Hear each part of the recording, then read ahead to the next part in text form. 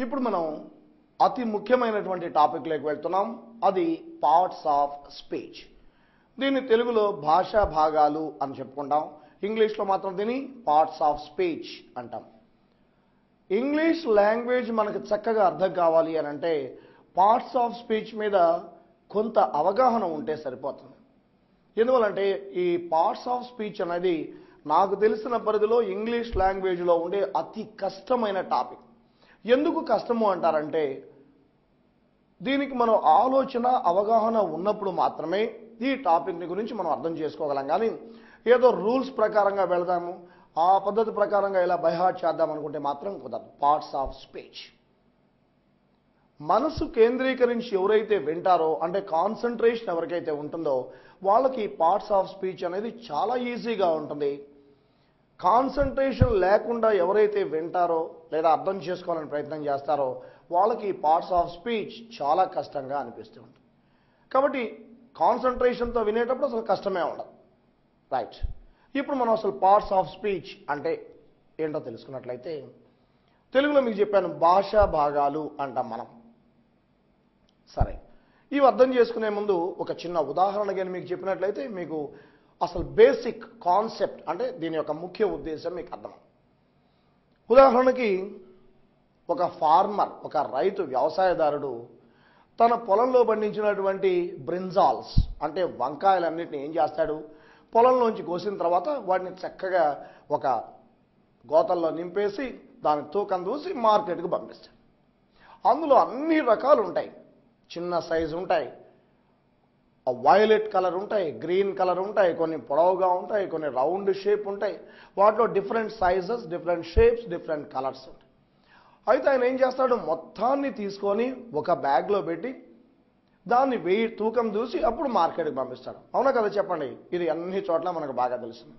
అయితే వాటిని తిరిగి అమ్మేటప్పుడు ఏం చేస్తాడు, ఎవరు ఆ గ్రీన్ గ్రాసర్, ఆ కూరగాయలు అమ్మే ఆయన ఏం చేస్తాడు, వెజిటబుల్ మార్కెట్లో చక్కగా మొత్తాన్ని ఇక్కడ గుట్ట పోసుకుంటాడు ముందు. తర్వాత ఇప్పుడు గ్రేడింగ్ జరుగుతా ఏం చేస్తున్నాడు, బాగా లావుగా గుండ్రగా ఉండేటువంటి వాటిని తీసి ఒక దగ్గర పెట్టాడు, వాటిలోని చిన్న సైజు తీసి ఇంకో దగ్గర పెట్టుకుంటాడు, పొడవుగా ఉండేటువంటి వాటిని ఇంకొక రకం పెట్టుకుంటాడు. అందులో కలర్స్ని బట్టి మళ్ళీ డివైడ్ చేస్తాడు. ఎలా, వైలెట్ కలర్లో ఉండేటువంటి ఒక గ్రేడ్ గాను, గ్రీన్ కలర్లో ఉండే ఒక గ్రేడ్ గాను. అంటే ఇక్కడ ఎలా డివైడ్ చేస్తున్నాడు వాటిని, అన్ని బ్రింజాల్సే, మళ్ళీ అన్ని వంకాయలే, కానీ కలర్, సైజ్, షేప్ ఇలా మూడింటిని తీసుకొని వీటిని బేస్ చేసుకొని వీటిని గ్రేడ్ చేసి ఒక్కో దానికి ఇదిగో దీని రేట్ ఇంత, దీని రేట్ ఇంత, ఇలా వాటికి వాల్యూ ఆపాదిస్తున్నాడు. సేమ్ మనం ఇక్కడ చేయబోయేది కూడా, మనకు కొన్ని లక్షల పదాలు ఉన్నాయి ఇంగ్లీష్లో. కరెక్ట్గా కౌంట్ చెప్పకూడదు కానీ కొన్ని లక్షల పదాలు ఉన్నాయి ఇంగ్లీష్లో. ఇప్పుడు మనం చేసేది కూడా అదే, ఆ వర్డ్స్ అన్నింటిని తీసుకొని వచ్చేసి మనం మధ్యలో పోసేద్దాం. ఇప్పుడు మనం ఏం చేయాలి, ఆ వర్డ్స్ని ఒక్కొక్క వర్డ్ను చేతి తీసుకోవాలి. ఇప్పుడు ఫర్ ఎగ్జాంపుల్ ఇదే ఒక వర్డ్ తీసుకున్నాం, తీసుకున్న తర్వాత ఆ వర్డ్ని అబ్జర్వ్ చేయాలి. ఓ రైట్, ఈ వర్డ్ యొక్క లక్షణం ఇలా ఉంది, ఈ వర్డ్ ఇలా ఉంది అని తెలిసిన తర్వాత ఆ వర్డ్ని తీసుకెళ్ళి ఒక దగ్గర పెట్టుకోవాలి. నెక్స్ట్ ఇంకో వర్డ్ తీసుకోవాలి, తీసుకున్న తర్వాత దాన్ని ఫాలో అవ్వాలి, చూశాడు, ఆ తర్వాత ఓ దీని లక్షణం ఇలా ఉంది, ఇలా మనం వాటి యొక్క లక్షణాలని చూసిన తర్వాత జస్ట్ ఈ గ్రీన్ గ్రాసర్ అంటే కూరగాయల అమ్మాయిన ఏం చేస్తాడు, వాటి కలర్, వాటి షేప్, వాటి సైజును బేస్ చేసుకొని ఎలా ఉన్న బ్రింజాల్స్ మొత్తాన్ని డివైడ్ చేసి గ్రేడ్ చేస్తున్నాడో ఇప్పుడు మనం కూడా ఉన్నటువంటి వర్డ్స్ అన్నిటినీ కూడా మనం ఇప్పుడు గ్రేడింగ్ చేస్తూ ఉన్నాం. అలా వర్డ్స్ని గ్రేడ్ చేసేటువంటి విధానమే, ఆ గ్రేడింగ్ చేసే పద్ధతినే మనం పార్ట్స్ ఆఫ్ స్పీచ్ అంటాం. అయితే ఇప్పుడు ఆ గ్రీన్ గ్రాసర్ అంటే వెజిటబుల్ సెల్లర్ ఏం చేశాడు, 3 ఫ్యాక్టర్స్ తీసుకున్నాడు. ఏంటవి, దాని యొక్క కలర్, దాని యొక్క సైజ్, వాటి యొక్క షేప్, ఇది తీసుకున్నాం. మరి ఇప్పుడు మనం వర్డ్స్ని మనం డివైడ్ చేస్తున్నాం కదా, చూడండి ఇప్పుడు మనం ఏం తీసుకోవాలి అంటే ఇప్పుడు మనం తీసుకోవాల్సింది 2 ఫంక్షన్స్. ఒకటి నేచర్, రెండవది ఫంక్షన్. ఇప్పుడు నేను దాని డెఫినేషన్ రాస్తాను చూడండి.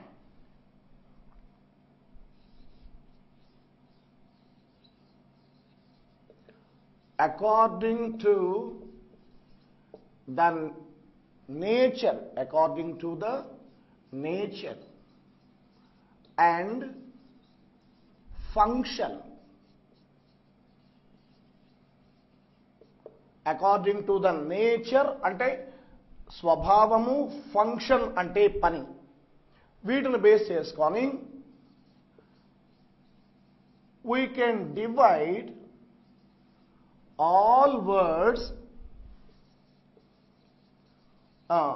into 8 groups. ఇది మన డెఫినేషన్. ఏం తీసుకున్నాం ఇక్కడ? అకార్డింగ్ టు నేచర్ అండ్ రెండోది ఏంటి? ఫంక్షన్. ఇంతకుముందు మనం చెప్పుకున్నట్టుగా బ్రింజాల్స్ని ఎలా ఆయన ఏమేమి తీసుకున్నాడు? Colour, size, shape. వీటిని తీసుకొని వీటి ఆధారంగా వాటిని ఎలా డివైడ్ చేసేసాడో ఇప్పుడు మనం వర్డ్స్ని కూడా ఇలా గ్రేడ్ చేస్తున్నాం, అంటే డివైడ్ చేస్తున్నాం, పార్ట్స్గా చేస్తున్నప్పుడు మనం రెండు తీసుకోవాలి ఫ్యాక్టర్స్. ఏంటా రెండు? ఒకటేమో నేచర్ అంటే ఆ వర్డ్ యొక్క స్వభావం, రెండోది ఫంక్షన్ అంటే ఆ వర్డ్ని సెంటెన్స్లో మనం ఉపయోగించినప్పుడు అది ఎలా పలుకుతోంది అనేది మనకు కావాలి. ఈ రెండు ఉండాలి. ఎందుకు ఈ మాట చెప్తున్నా అంటే ఒక వర్డ్ తీసుకొని చేతిలోకి తీసుకొని ఇది ఏ పార్ట్ ఆఫ్ స్పీచ్ అని చెప్తే కుదరదు. ఎందువల్ల? చేతిలోకి వర్డ్ తీసుకున్నట్లయితే మనకు ఏం తెలుస్తుంది? దాని యొక్క నేచర్ మాత్రమే తెలుసు. అలా ఎప్పుడు కూడా అలాంటి ప్రాక్టికల్స్ చేయకూడదు. ఆ వర్డ్ని మళ్ళీ మనం ఏం చేయాలి? సెంటెన్స్లో అప్లై చేసి అప్పుడు చూడాలి అది ఎలా ఫంక్షన్ అవుతోంది.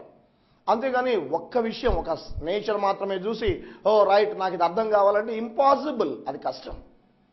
దాని నేచర్తో పాటు ఏం చూడాలన్నాను? ఇక్కడే రాస్తున్నాను, నేచర్ అండ్ రెండోది ఫంక్షన్. ఇవి రెండు ఉండాలి. మీరు ఎవరినైనా అడిగినా కానీ మీరు అర్థం చేసుకోవాలన్నా కూడా మీరు ఎన్ని ఉండాలి? రెండు విషయాలు చూసుకోవాలి. అంతేగాని వర్డ్ తీసుకొని ఏమండి బుక్ దీన్ని ఏమంటారు? ఏ పార్ట్ ఆఫ్ స్పీచ్ అంటారు అంటే మీరు అడగకూడదు, నేను ఇది పలాని అని నేను చెప్పను కూడా. ఇప్పుడు మీరు ఏం చేయాలి? ఆ వర్డ్ను తీసుకెళ్ళి సెంటెన్స్లో అప్లై చేయండి. చేసిన తర్వాత ఇది పలాని అని చెప్పండి. ఫర్ ఎగ్జాంపుల్ మీరు అడగచ్చు, రెడ్ అనేది ఏ పార్ట్ ఆఫ్ స్పీచ్ అండి అని. మీరు అడిగినా కూడా నేను చెప్పకూడదు ఇది పలాని పార్ట్ అని. ఎందుకు చెప్పకూడదు అంటే మీరు రెడ్ అని అడిగినప్పుడు మీరు నాకు దాని యొక్క నేచర్ మాత్రమే చెప్పాను. ఆ రెడ్ అనేటువంటి వర్డ్ని తీసుకెళ్ళి మనం సెంటెన్స్లో వాడితే అప్పుడు ఈ రెండు కలిసినప్పుడు మాత్రమే దాని పార్ట్ చెప్పచ్చు. ఉదాహరణకి ఇక్కడ చూడండి ఒకసారి. Red is a bright colour. ఇక్కడ రాశాం. Next one, I bat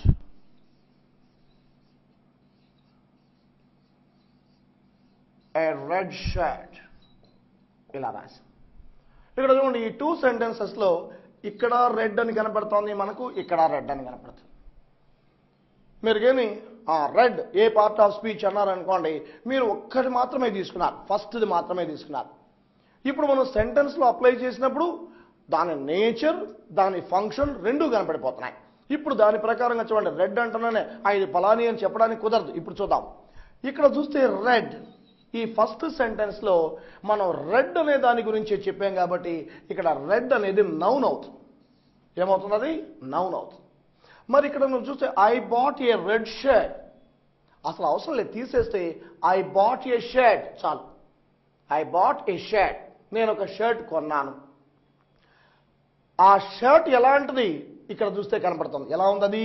red. అంటే ఇప్పుడు ఈ రెడ్ అనే వర్డ్ ఏం చేస్తుంది? షర్ట్ను క్వాలిఫై చేస్తుంది. షర్ట్ ఏంటి? నౌన్. నౌన్ క్వాలిఫై చేస్తుంది కాబట్టి ఇప్పుడు ఇది యాడ్జెక్టివ్ అవుతుంది. గుర్తుపెట్టుకోండి, ఒకే వర్డ్ ఒక సందర్భంలో ఏమో నౌన్గా మారితే ఇంకొక సందర్భంలో అది ఏమైపోయింది? యాడ్జెక్టివ్ అవుతుంది. చూస్తే according to the nature and function. ఇక్కడ చూడండి, the nature and the function అనలే మనం. నేచర్ అండ్ అంటే రెండు ఒకటిగానే తీసుకోవాలి. అప్పుడు మనం ఎన్ని చేస్తాము అని తెలుసు. ఈ విధంగా చేసేటువంటి ఈ గ్రూపింగ్ని, ఇక్కడ ఎన్ని గ్రూప్స్ ఉన్నాయని చెప్పాను మీకు? Right, very good, 8. ఈ గ్రూపింగ్ని మనం పార్ట్స్ ఆఫ్ స్పీచ్ అని మనం చెప్పుకుంటాం. ఓకేనా? ఇది ఇప్పుడు ఈ 8 పార్ట్స్ నేను రాస్తూ ఉంటాను, మీరు జాగ్రత్తగా గమనిస్తూ ఉండండి. మొత్తం ఎన్ని పార్ట్స్ ఉన్నాయనుకున్నాము? 8 పార్ట్స్. ఆ పార్ట్స్ నేను రాస్తాను. Number 1 noun. Number 2, pronoun. Number 3, adjective. Number 4, verb. Number 5, adverb. Number 6, preposition. Number 7, conjunction. Number 8, interjection. ఇవి మొత్తం 8 పార్ట్స్. నేను రాయడం కూడా 3 గ్రూప్స్గా డివైడ్ చేశాను, వీటిని గమనించండి. మొత్తం 8లో ఏమున్నాయి? నౌన్, ఇక్కడ ఫస్ట్ సెట్, ప్రొనౌన్, యాడ్జెక్టివ్. ఈ మూడింటిని నేను ఒక సెట్గా రాశాను. ఆ తర్వాత సెకండ్లో వర్బ్, యాడ్వర్బ్, ఇవి రెండు ఒక సెట్లో రాశాను. ఈ మిగిలిన 3, ప్రిపోజిషన్ ఒకటి సపరేట్, కంజంక్షన్ ఒకటి సపరేట్, ఇంటర్జెక్షన్ ఒకటి సపరేట్. ఇలా మనం ఈ ఉన్నటువంటి మొత్తం వర్డ్స్ని 8 గ్రూప్స్గా మనం లేదా 8 పార్ట్స్గా మనం డివైడ్ చేయొచ్చు. ఇక్కడ ఒక విషయం గుర్తుపెట్టుకోవాలి. ఏ వర్డ్ మనం తీసుకున్నా, whatever the word we take, ఆ వర్డ్ ఈ 8 గ్రూప్లో ఏదో ఒక దాంట్లో తప్పనిసరిగా చేరాలి మినహా we should not create a 9th group. గుర్తుపెట్టుకోవాలి. మనం ఏ వర్డ్ను తీసుకోండి, తీసుకున్న తర్వాత దాని నేచర్, దాని ఫంక్షన్ శుభ్రంగా అర్థం చేసుకున్న తర్వాత మనం ఆ గ్రేడింగ్ ఏం చేస్తూ ఉంటే ఈ మొత్తము ఇక్కడ ఉన్నటువంటి ఈ 8 గ్రూపుల్లో ఏదో ఒక దానికి చేరాలి మినహా ఇది ఎటు రావడం లేదండి, దీన్ని ఎటు వేయాలి అర్థం కావటం లేదంటే అది మన ఫాల్టే అవుతుంది. అంటే మనం కరెక్ట్గా దాని నేచర్ని, దాని ఫంక్షన్ని సరిగ్గా అర్థం చేసుకోలేదు అని మనకు అర్థం. 2 విషయాలు. ఒకటి, ప్రతి వర్డ్ ఈ 8 గ్రూపుల్లో ఏదో ఒక దాంట్లో ఉండాలి, 9th గ్రూప్ అనేది లేదు, అది ఫస్ట్ విషయం. రెండోది, ప్రతిదీ సెట్ అవ్వాలి కానీ ఈ 8 గ్రూపుల్లో చేరకుండా ఏ వర్డ్ కూడా సపరేట్గా ఉండకూడదు, అది గుర్తుపెట్టుకోవాలి. కాబట్టి ఆ ఉన్న వర్డ్స్ అన్నిటినీ మనం తీసుకొని ఉదాహరణ తీసి వర్డ్స్ని ఇక్కడ పోసాం. పెద్ద హీప్, గుడ్ టైం. 8 బాస్కెట్స్ పెట్టుకున్నాం వరుసగా, వాటి మీద పేరు పెట్టినాం. ఒకటి noun, pronoun, adjective, verb, adverb, preposition, conjunction, interjection, 8 boxes పెట్టుకున్నాం, బాస్కెట్స్ పెట్టుకున్నాం, బుట్టలు. మధ్యలో వర్డ్స్ పోసేసాం. ఒక వర్డ్ తీసుకోండి, రైట్, చూడండి దాని నేచర్, వెంటనే దాని సెంటెన్స్లో పెట్టాలి, దాని ఫంక్షన్ కూడా చూడాలి. చూసిన వెంటనే రైట్, దీని లక్ష్యం ఇలా ఉంది, ఇలా వేసేసేయండి. రెండో వర్డ్, నెక్స్ట్ వర్డ్ తీసుకోండి, దాన్ని కూడా నేచర్, ఫంక్షన్ చూసిన తర్వాత మళ్ళీ దాన్ని ఇంకో దగ్గర వేసేసేయండి. ఇలా చేస్తే చివరికి కింద ఏ వర్డు మిగలకూడదు. రైట్, ఏ వర్డ్ కింద మిగలకూడదు. అంటే ఉన్నాయి మొత్తం ఆ 8 బాస్కెట్స్లో నిండిపోవాలి. నిండిపోవడం వాటిలోనే ఉండాలి. కొత్త 9th బాస్కెట్ ఉండకూడదు, ఒక వర్డ్ మిగలకూడదు. ఈ 2 విషయాలు మన మనసులో జాగ్రత్తగా ఉండాలి. రైటా? కాబట్టి ఈ 8 పార్ట్స్ మన మనసులో ఉంది. First one noun, pronoun, adjective. Second సెట్లో వర్బ్, యాడ్వర్బ్.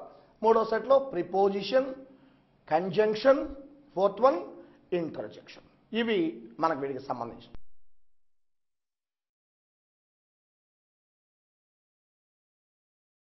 ఈ నౌన్ గురించి చెప్దాం. చాలా పెద్దది నౌన్, చాలా పెద్దది. వర్డ్ స్పెల్లింగ్ ఏమో NOUN, నౌన్ చిన్నదే, కానీ దాని గురించిన వివరాలు చాలా ఉంటాయి. స్లోగా చెప్తూ ఉంటాను. మీరు ముందే చెప్పాను, కాన్సంట్రేషన్ అంటే అటు ఇటు డైవర్ట్ కాకుండా శ్రద్ధగా వింటే చాలా ఈజీ, వినకుండానే ఉన్నట్లయితే మాత్రం చాలా డిఫికల్ట్. రైట్, జాగ్రత్తగా. నౌన్ దీన్ని సింపుల్గా ఎలా డిఫైన్ చేసుకోవచ్చు అంటే, a noun is a naming word. ఏమన్నా రాశామా? Noun is a naming word. Naming word అంటే అర్థం ఏంటి? పేర్లను తెలియచేసే పదాన్ని నౌన్ అంటాము అనుకున్నాం. That's all. మరి ఏ ఏ పదాలు చెప్తుంది అంటే, it is the name of a person, place or thing. ఇప్పుడు ఇక్కడ ఫస్ట్ ఏంటి పర్సన్ అంటే ఒక వ్యక్తి పేరు కానీ ఒక ప్లేస్ అంటే ఒక ప్రదేశం పేరు కానీ లేదా థింగ్ ఒక వస్తువు పేరు కానీ అవునా ఇలా ఉన్నట్లయితే వీటిని ఏమని పిలుస్తాము నౌన్స్ అని పిలుస్తాం ఎగ్జాంపుల్ చూద్దాం ఇక్కడ ఫస్ట్ ఇక్కడ నుంచి రాస్తాను పర్సన్ రాసినట్లయితే రవి సుమన్ హరి సీత రమ్య ఇవన్నీ దేనికి ఎగ్జాంపుల్గా చెప్పుకోవచ్చు person next second one place Guntur Nellore మీ ఊరు పేరు కూడా దీని కిందకే వస్తుంది అవునా ఏం హడావుడి పడక్కల గుంటూరు నెల్లూరు కావలి ముంబై ఇలా ఇవన్నీ కూడా నౌన్స్ కిందనే ఎందుకని పర్సన్ మొట్టమొదటి పర్సన్ ఇవన్నీ కూడా మనుషుల పేరు సెకండ్ వన్ ప్లేసెస్ ప్రదేశాల పేర్లు మూడవది థింగ్ అంటే ఇవి వస్తువుల పేరు పెన్ చైర్ అవునా ఇంకా చాలా రాసుకోవచ్చు ఏమైనా రాస్తామంటావు టేబుల్ వెరీ గుడ్ టేబుల్ ఇంకా చెప్పండి బుక్ ఇలా ఈ విధంగా ఇవన్నీ కూడా మనకు నౌన్స్ కింద ఎందుకని వచ్చింది ఏ noun is a naming word it is the name of a person place thing మూడు ఉన్నాయి వీటికి ఎగ్జాంపుల్స్ ఎలా రాసాము ఇదిగో పర్సన్ ఈ మనుషుల పేర్లు ప్లేస్ ప్రదేశాల పేర్లు థింగ్ వస్తువుల పేర్లు అవునా ఇవన్నీ కూడా దేని కిందకి వచ్చేస్తేమా నౌన్ అనే దాని కిందకి మనకు వచ్చేస్తాయి రైట్ ఇప్పుడు ఈ నౌన్ కొంచెం లోపలికి వెళ్దాం ఇప్పుడు మన నౌన్ని ఊరికి పైన చూసాం ఊరికి పైన చూస్తే అర్థం కాదు ఇప్పుడు కొంచెం లోపలికి డెప్త్ అవసరమైన దగ్గర మాత్రమే వెళ్దాం అనవసరమైన అన్ని చోట్ల లోపలికి వెళ్ళాలని చూస్తే మళ్ళీ బయటికి రాలేము అవునా కాబట్టి మనం ఏం చేయాలి ఏ పార్ట్ దగ్గర దేని దగ్గర ఎంతవరకు అవసరమో అన్నెసరీ సర్చింగ్ మనకు అవసరం లేదు ఎంతవరకు అవసరమో అంతవరకు వెళ్దాం వచ్చాం ఇప్పుడు నౌన్ దగ్గర చాలా అవసరం అందువల్ల కొంచెం లోపలికి వెళ్దాం నౌన్ మళ్ళీ నౌన్ అని రాసుకో ఈ నౌన్స్ని చూసాం కదా ముందు name of person name place thing వీటి మొత్తాన్ని కలిపి ఊరిక సింపుల్గా మనం నౌన్ అనుకో ఇప్పుడు ఈ నౌన్స్ని రెండు రకాలుగా బేసిక్గా మనం డివైడ్ చేయొచ్చు ఈ నౌన్ని 2 టైప్స్ జాగ్రత్తగా నేను ఎలా చేస్తున్నానో కొంచెం గమనిస్తూ ఉంటే మీకు చాలా ఈజీ రెండు రకాలుగా ఫస్ట్ వన్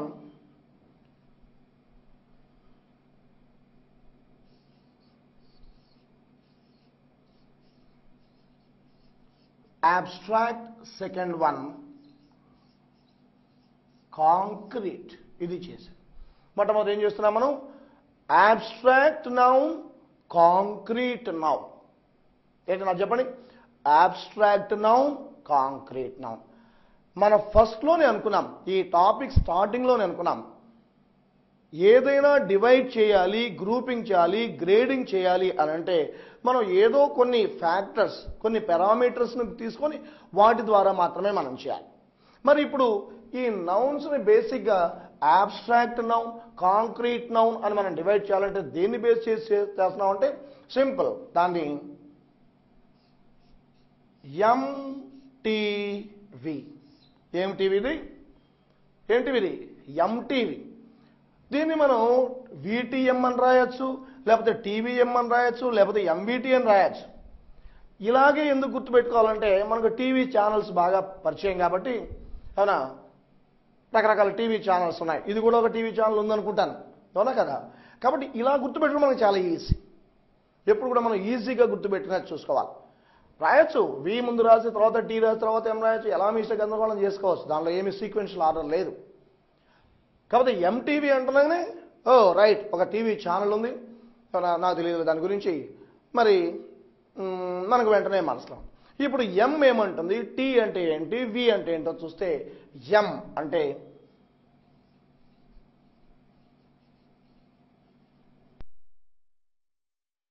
మెజరబిలిటీ అంటాం. టీ అంటే టచబిలిటీ. Third one visibility. ఇది ఈ మూడు పారామీటర్స్, ఈ మూడింటిని మనం తీసుకుంటాం. ఏంటనేవి? ఎం అంటే మెజరబిలిటీ, టీ టచబిలిటీ, వి. ఈ ఎంటీవి మనసులో ఉంచుకోండి. ఇప్పుడు మనం ఏం చేద్దామంటే కొన్ని నౌన్స్ను మనం తీసుకుందాం. నౌన్స్ అని ముందు చెప్పుకున్నాం కదా, names of a person, name of place, name of thing తీసుకున్నాం. ఒక నౌన్ తీసుకున్న తర్వాత మీరు గమనించాలి, దాన్ని మెజర్ చేయగలమా? మెజర్ అంటే బరువు కానీ పొడవు వెడల్పులు కొలవగలమా? నెక్స్ట్ వన్ టచ్, ముట్టుకొని ఇది పలాని అని మనం చెప్పగలమా? ఈ రెండు చేయటం లేదు, జస్ట్ దాని కళ్ళెదురుగా పెడితే ఇది పలాని అని చెప్పగలగాలి. ఈ మూడు లక్షణాల్లో ఎంటీవి, మెజరబిలిటీ, టచబిలిటీ, విజిబిలిటీ, ఈ మూడిటి లక్షణాల్లో చూసుకొని కనీసం ఒక్కటైనా ఉండాలి. అంటే దాన్ని మెజర్ చేసి ఇది పలాని అని చెప్పగలగాలి, లేదా టచ్ చేసి ఇది పలాని అని చెప్పగలగాలి. కరెంట్ పోయిందనుకోండి, కరెంట్ పోయినా కూడా మనం అట్లా అట్లా అట్లా అట్లా చీకట్లో అట్లా టచ్ చేసి రైట్ ఇది పలాని మ్యాచ్ బాక్స్, ఇదిగో దిస్ ఇస్ క్యాండిల్ అని మనం గుర్తుపట్టగలగాలి. That's called టచబిలిటీ. అవసరం లేదు, కరెంట్ ఉంది, అన్నీ ఉన్నాయి, ఎదురుగా చూస్తున్నాగానే మనకి విజిబిలిటీ కంటి ముందు కనపడాలి. ఈ మూడు క్యారెక్టర్స్లో, ఈ మూడు లక్షణాల్లో ఏ ఒక్కటి అన్నా ఉంటే దాన్ని మనం కాంక్రీట్ నౌన్ అంటే. ఈ మూడు లక్షణాల్లో ఏ ఒక్కటి లేకపోతే దాన్ని అబ్స్ట్రాక్ట్ నౌన్ అని పిలుస్తాం. ఉదాహరణకి అబ్స్ట్రాక్ట్ నౌన్ తీసుకున్నట్లయితే, అబ్స్ట్రాక్ట్ నౌన్లో మెజరబిలిటీ ఉండదు, టచబిలిటీ ఉండదు, విజిబిలిటీ ఉండదు. అంటే అబ్స్ట్రాక్ట్ నౌన్ని మనం కొలవలేము, టచ్ చేసి ఇది మెత్తగా ఉందా, గట్టిగా ఉందా, చల్లగా ఉందా, వేడిగా ఉందా అది చూడలేము. అసలు ఏమీ చేయదు, ఎదురుగా పెట్టండి నేను చూస్తానంటే కంటికి కనపడడం కూడా కనపడదు. కాబట్టి దీనిలో అబ్స్ట్రాక్ట్ నౌన్లో ఏముండదు? మెజరబిలిటీ ఉండదు, టచబిలిటీ ఉండదు, విజిబిలిటీ ఏమి లేవు, మూడు లేవు. అయితే ఇక్కడ వచ్చేప్పటికి కాంక్రీట్ అనేసప్పటికి దాంట్లో మెజరబిలిటీ ఉండొచ్చు, సెకండ్ వన్ టచబిలిటీ ఉండొచ్చు, లేకపోతే విజిబిలిటీ ఉండదు. ఈ త్రీ ఉండాల్సిన అవసరం లేదు, అట్లీస్ట్ 1 out of 3. ఈ మూడిట్లో ఏ ఒక్కటన్నా ఉంటే దాన్ని మనం ఏమని పిలుస్తాము? రైట్, గుడ్, కాంక్రీట్ నౌన్ అంటాం. ఈ మూడులో ఏ ఒక్కటి లేదు, అప్పుడు అది ఏ నౌన్ అవ్వాలి? గుడ్, అది అబ్స్ట్రాక్ట్ నౌన్. ఇప్పుడు నేను కొన్ని వర్డ్స్ అడుగుతాను, బోర్డు మీద రాస్తాను. నేను రాసినప్పుడు మీరు జాగ్రత్త చూడాలి, దీన్ని మూడు చూసుకోవాలి. మెజరబిలిటీ, టచబిలిటీ, విజిబిలిటీ ఉన్నాయి, అన్నీ అక్కర్లేదు, కనీసం ఒకటన్నా ఉందా లేదో చూసుకున్న తర్వాత అప్పుడు మీరు డిసైడ్ చేయండి, రైట్ ఇది ఈ మూడు లక్షణాలు ఏమి లేవు కాబట్టి దిస్ ఇస్ అబ్స్ట్రాక్ట్. దీన్ని చూడొచ్చు, లేదా ముట్టుకోవచ్చు, ఏమన్నా లేకపోతే మెజర్ చేయొచ్చు అని కానీ ఉన్నట్లయితే ఒకటున్నా చాలు, అప్పుడు అది కాంక్రీట్. రైట్, ఇప్పుడు నేను కొన్ని పదాలు అడుగుతాను, ఇక్కడ దాన్ని ఏం చేయాలో మీరు ఒకసారి చూడండి. ఇప్పుడు ఇక్కడ పెన్ అని రాసి, పెన్ పెన్ మెజర్ చేయాల్సిన అవసరం లేదు. పెన్ చేత్తో పట్టుకొని ఇట్లా, అవునా ఇది మార్కర్ అనుకోండి, ఇది పెన్, చేత్తో పట్టుకొని రైట్ కళ్ళు మూసుకుని అయినా కూడా అవునండి ఇది పెన్ అండి అని చెప్పొచ్చు. అంటే దానికి ఏముంది? టచబిలిటీ ఉంది. కరెంట్ లేనప్పుడు మొత్తం అలా టచ్ చేసుకొని రైట్ ఇదిగో పెన్ దొరికిందని చెప్పొచ్చు. లేదా మామూలుగా ఇదేంటి, వాట్ ఈస్ దిస్ అని అనుకుంటే వెంటనే చెప్పచ్చు, ఇట్ ఇస్ ఎ పెన్ అని చెప్పచ్చు. అంటే అప్పుడు ఏంటి, దానికి టచబిలిటీ ఉంది, విజిబిలిటీ ఉంది. కాబట్టి పెన్ ఏ నౌన్ కింద రావాలి? చెప్పాలి, రైట్, గుడ్, అది కాంక్రీట్ నౌన్. అలాగే హౌస్, హౌస్ ఏమవుతుంది? ఇది కూడా కాంక్రీట్ నౌన్. రైట్, మరి ఇంటెలిజెన్స్, ఇంటెలిజెన్స్ ఇప్పుడు చెప్పాలి. ఇప్పుడు ఇంటెలిజెన్స్ అనేది ఏ పార్ట్ కిందకి వస్తుందంటావు? ఎలా వస్తుంది? రైట్, ఇంటెలిజెన్స్ అనే దాన్ని మెజర్ చేయగలమా? ఒకవేళ చేసినా కూడా అది కరెక్ట్ కాకపోవచ్చు, జస్ట్ సైకలాజికల్ అండర్స్టాండ్. కాబట్టి మెజరబిలిటీ లేదు. మరి రెండోది ఏమనుకున్నాం? టచబిలిటీ.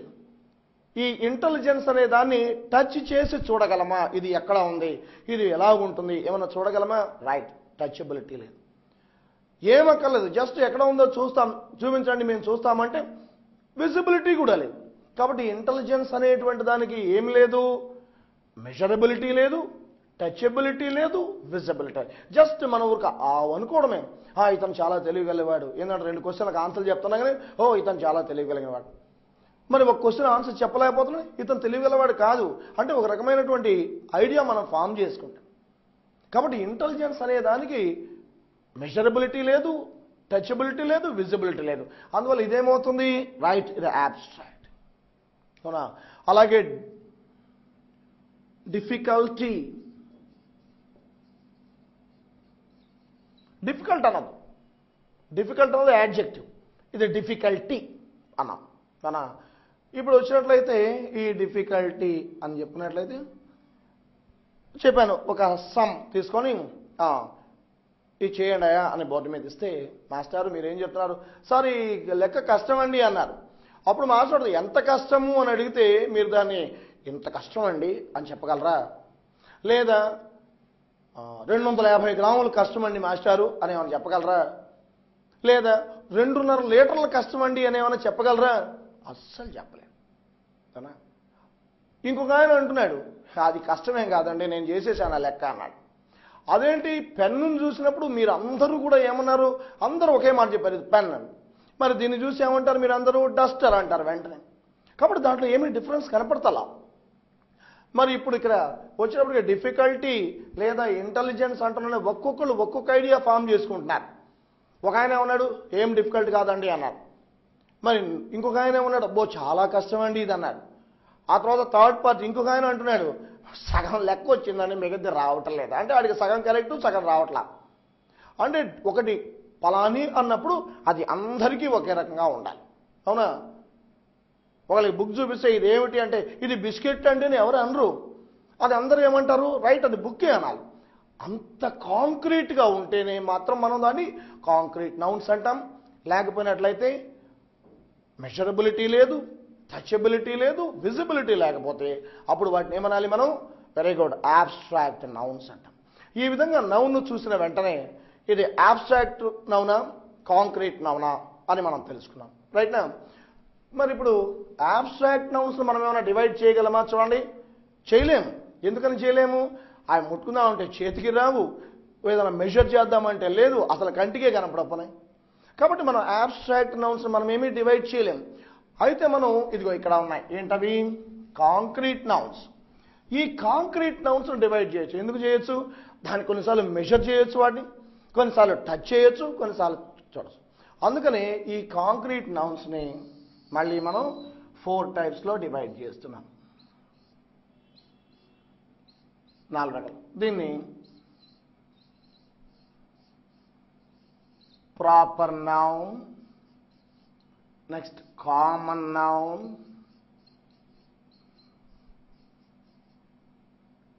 మూడవది collective noun,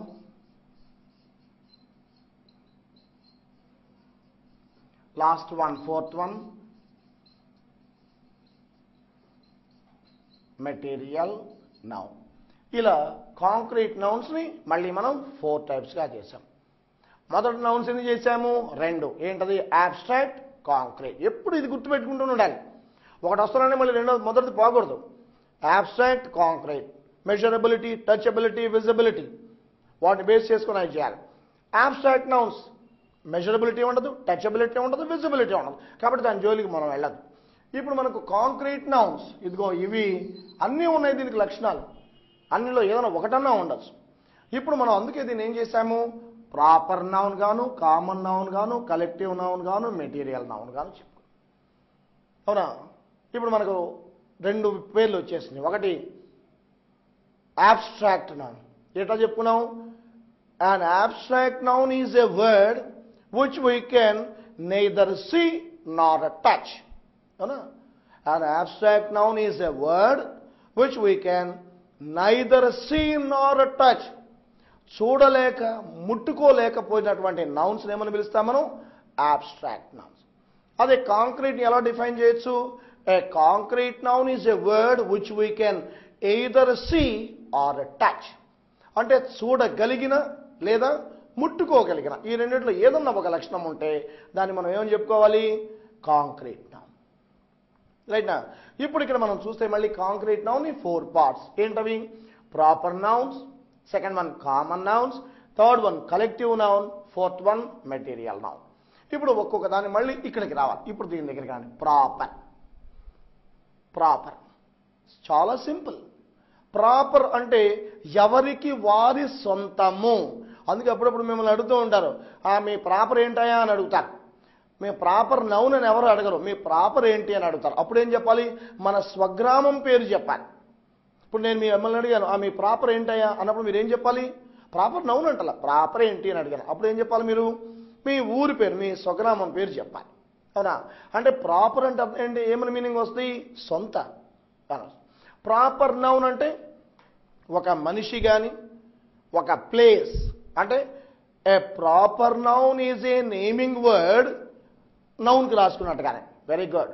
A proper noun is a naming word, it is the name of a particular person. ఇక్కడ కొత్తగా ఒక వర్డ్ యాడ్ చేస్తున్నాం. ఏంటది? పర్టికులర్ అనేది గుర్తుపెట్టు. అంటే ఒక వ్యక్తి యొక్క అతని యొక్క పేరు, ఆ ఊరి పేరు, ఆ వస్తువు పేరు, ఇలా ప్రత్యేకించి వాటినే కానీ మనం చెప్పుకుంటే వీటిని ఏమని పిలుస్తామా? ప్రాపర్ నౌన్స్ అని మనం చెప్తాం. ఇప్పుడు మనం ప్రాపర్ నౌన్ అనే దాని గురించి తెలుసుకున్నాం. Proper noun. ఇక్కడ మనం ప్రాపర్ అంటే అర్థం ఏంటంటే of his, of her, of its own. Proper అంటే అర్థం ఏంటి? అతని యొక్క, ఆమె యొక్క, లేదా దాని యొక్క సొంత అని అర్థం. నౌన్ అంటే మనకు మామూలుగా తెలుసు నేమ్ అని. కాబట్టి ప్రాపర్ నౌన్ అంటే ఏంటి? ఒక మనిషి యొక్క కానీ, ఒక ప్రదేశం యొక్క కానీ, ఒక వస్తువు యొక్క వాటి సొంత పేర్లని మనం ప్రాపర్ నౌన్ అని మనం పెట్టుకుంటాం. ఉదాహరణకు మనం ఇక్కడ చూసినట్లయితే రవి, సుమన్, హరి, గోపి, ఇవన్నీ కూడా ఏమవుతాయి? ఇవి మనుషుల పేర్లు. అలాగే మనం ఇక్కడ చూస్తే సీత, లత, గీత, వాణి, ఇవి కూడా మనం దేని కిందకి వస్తాయి అంటే ఇప్పుడు ఈ ఫస్ట్ బాక్స్ లో రాసినవి, సెకండ్ బాక్స్ లో రాసినవి, ఇవి నేమ్స్ ఆఫ్ పర్సన్స్ అంటే మనుషుల పేరు. మరి ఆ తర్వాత ప్లేసెస్, గుంటూరు, ముంబై, చెన్నై, కడప. ఇప్పుడు కడప స్పెల్లింగ్ మార్చారు, KADAPA. ఇంతకుముందు CUDDAPAH కూడా పహ అని ఉండేది. అది ఎప్పుడో బ్రిటిష్ వాళ్ళ హయాంలో పెట్టిందని ఈ మధ్యలో దాని పేరు చక్కగా మన కడపకి అంత స్పెల్లింగ్ ఎందుకని శుభ్రంగా KADAPA చాలా హ్యాపీగా ఉంది. కూడా పహ, ఇంతకుముందు CUDDAPAH. ఇవి ఇలా వచ్చేసి అవునా. ఆ తర్వాత పెన్, టేబుల్, చైర్, హౌస్. ఇప్పుడు ఇవన్నీ కూడా నేమ్స్. ఇవి నేమ్స్. అయితే ఇప్పుడు మనం ఈ చివరిలో రాసిన దీన్ని ప్రస్తుతానికి మనం తీసేసేద్దాం. ఎందుకనంటే దాని అడ్వాంటేజ్ నెక్స్ట్ చెప్తాం. ఊరికే మీ మనసులో ఉండడం కోసం రాశాను, అది తీసేద్దాం. ఇప్పుడు ఫస్ట్ ఇక్కడికి వచ్చే రవి, సుమన్, హరి, గోపి, సీత, లత, గీత, వాణి, గుంటూరు, ముంబై, చెన్నై, కడప ఇలా రాశాం. ఇవన్నీ కూడా దేని కిందకి వచ్చేస్తున్నాయి? Proper nouns. ఇప్పుడు ఒకేసారి మనం ఒక్క నౌన్ లో నుండి ఇంకొక నౌన్ లో కూడా మనం సింపుల్ గా జంప్ అయ్యి గ్యాలప్ దూకేస్తున్నాం. ఎందువల్లంటే మనకు క్లియర్గా అర్థమవుతుంది. ఇప్పుడు చూడండి, ఇప్పుడు ఇక్కడ రాసినటువంటి ఇవన్నీ 3 బాక్సెస్ లో రాశాను. వీటన్నిటిని మనం ఏమని పిలుస్తున్నాము? ప్రాపర్. ఎందువల్లంటే ఇప్పుడు ఏమన్నా రవి స్టాండప్ అంటే ఎవరు లేస్తారు? రవి ఒక్కడు మాత్రమే లేస్తారు, మిగిలిన వాడు అలా కూర్చుంటారు. For example Suman is a good boy అన్నాను. అన్నప్పుడు ఆ హ్యాపీ ఎవరికి వెళ్తుంది? ఒక్క సుమన్కు మాత్రమే. అలా కాకుండా Suman is A bad boy అన్నాను. అవునా? అప్పుడు ఆ బ్యాడ్ అనేటువంటి ఇది ఎవరికి మాత్రం టచ్ అవుతుంది? ఎస్, ఒక్క ఆ సుమన్కు మాత్రమే. అంటే ఎందువల్ల అతనొక్కడే ఫీల్ అవుతున్నాడు? సంతోషం కానీ బాధ కానీ ఎందుకు ఫీల్ అవుతున్నాడు? బికాస్ నేను అక్కడ ఉపయోగించింది ప్రాపర్, అంటే హిజ్ ఓన్. అది మనం ఇక్కడ మనం ఇవన్నీ మనం చెప్పు. అయితే ఒక క్లాస్లో దాదాపు ఒక 50 బాయ్స్ 50 గర్ల్స్ ఉన్నారు అవునా? మరి వాళ్ళందరినీ బయటికి పంపించాలి ఇప్పుడు మనం. అప్పుడు నిలబెట్టుకొని రవి, హరి, గోపి, రమణ ఇలా మొత్తం నేమ్స్ అన్నీ చెప్పి please go out of the class అన్నామనుకోండి, చెప్పడానికి టీచర్ ఉన్నాడు, పడిపోతాడు ఆ పేర్లని పిలిచేటప్పుడు. అయితే అలా జరుగుతున్నాయా? జరగట్లేదు. ఎందువల్ల? ఇప్పుడు ఇక్కడ ఉండేటువంటి ఈ ఫస్ట్ బాక్స్ లో, ఈ లిస్ట్ లో ఉండే వాళ్ళన్నిటి కలిపి మనం ఒక వర్డ్ని ఎలా వాడచ్చు? కామన్ గా వాడచ్చు. ఎలా వాడచ్చు? కామన్ గా వాడచ్చు. అంటే ఇప్పుడు రాసినటువంటి రవి, సుమన్, హరి, గోపి, ఇంకా గిరి, వెంకటేష్, మహేష్ ఇలాంటివన్నిటికి బదులుగా, అన్నిటికి మీన్స్ పైన రాసిన ప్రాపర్ నౌన్స్ కు బదులుగా, ఇన్స్టెడ్ ఆఫ్, వాటికి బదులుగా మనం ఇంకొక వర్డ్ను వాడచ్చు. ఇప్పుడు చూద్దాం, ఈ నలుగురికి బదులుగా మనం ఏమని వాడచ్చు? బాయ్, సింగులర్ అయితే బాయ్, ప్లూరల్ అయితే బాయ్స్ అనొచ్చు. ఇప్పుడు ఇక్కడ మనం చూడండి, బాయ్స్ మీరు బయటకు వెళ్ళిపోండి అన్నాం. అన్నప్పుడు ఇక్కడ ఉన్నటువంటి వీళ్ళందరూ బయటకు వెళ్తారా, లేకపోతే ఒకళ్ళిద్దరు ఆగుతారా? ఎవరు ఆగరు. ఎందుకని? వీళ్ళందరూ ఈ బాయ్ లేదా బాయ్స్ అనే లిస్ట్ కిందకి వస్తారు. అంటే ఇక్కడ వాడినటువంటి ఈ బాయ్ లేదా బాయ్స్ అంటే సింగులర్, ఇది ప్లూరల్. ఇవి రెండు ఏం చేస్తున్నాయి? పైన ఉన్నటువంటి ఒకే రకమైన ప్రాపర్ నౌన్స్ కి సంబంధించి మనం కామన్ గా ఒక వర్డ్. అలాగే ఇక్కడ సీత, లత, గీత, వాణి అన్నాం. ఇప్పుడు ఇక్కడికి వచ్చేటప్పటికి వీళ్ళని గర్ల్ లేదా ప్లూరల్ నెంబర్ అయితే గర్ల్స్ అని వాడచ్చు. అంటే ఇప్పుడు మనం ఇక్కడ వాడినటువంటి ఈ వర్డ్స్ అవునా ఏమవుతున్నాయి? ఈ పైన ఉండే ప్రాపర్ నౌన్స్ కి బదులుగా కామన్ గా మనం ఒక వర్డ్ను వాడుతున్నాం. అందుకే వీటిని ఏమని పిలిచాము? కామన్ నౌన్స్ అని పిలిచాం. ఏమని పిలిచాము మనం వీటిని? Common nouns. ఇప్పుడు మనం చూస్తే రెండవసారి వచ్చేసి అలాగే ఇవి వచ్చినట్టయితే ప్లేస్ లేదా ప్లేసెస్, ప్లేస్ లేదా ప్లేసెస్, ఇవి చూడండి. ఇప్పుడు పైన ఉండేటువంటి దీన్ని డిఫైన్ చేద్దాం. A proper noun is a naming word. It is the name of a particular person, particular place or particular thing. అంటే ఒక వ్యక్తి, ఒక ప్రదేశము లేదా ఒక వస్తువు, దానికి సంబంధించినటువంటి కరెక్ట్ నేమ్ని అవునా దానికి మాత్రమే సంబంధించాలి. దాన్ని మనం ఏమని పిలుస్తున్నాము? ప్రాపర్ అంటున్నాం. ఇదే సందర్భంలో మనం రెండో దాన్ని కూడా వచ్చేసాము. ఇక్కడికి రెండోది కూడా వచ్చా. ఏంటది? కామన్ కదా. ఇప్పుడు బాగా జాగ్రత్త గమనించాలి. కామన్ నౌన్ అంటే ఏమనుకున్నాము? ఈ ప్రాపర్ నౌన్స్ అంటే ఒకే రకమైనటువంటి ఈ ప్రాపర్ నౌన్స్ యొక్క గ్రూప్ అది. అవునా? ఏమన్నాం ఇక్కడ? గ్రూప్ అనే పదం. అంటే గ్రూప్ అంటే సమూహము లేదా గుంపు. అంటే ఇక్కడ మనం గమనించాల్సింది ఏంటి? ఒక కామన్ నౌన్ లో ఒకే రకమైనటువంటి ప్రాపర్ నౌన్స్ రెండు లేదా అంతకంటే ఎక్కువ ఉంటాయి అవునా? కాబట్టి కామన్ నౌన్ మనం ఎలా డిఫైన్ చేయొచ్చు? A common noun is a group of proper nouns of same type. అవునా? మళ్ళీ చెప్తాను.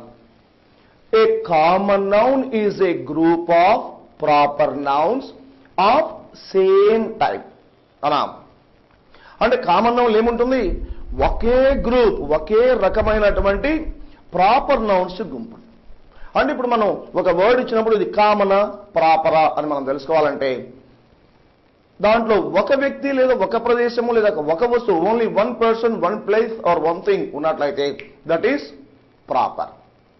అలా కాకుండా దాని కింద అంటే మనం వాడినటువంటి ఆ వర్డ్ కింద చాలా ప్రాపర్ నౌన్స్ మనం ఏం రాయగలిగితే దాన్ని మనం ఏమని పిలుస్తాము? Common noun. ఎగ్జాంపుల్ చెప్తాను చూడండి.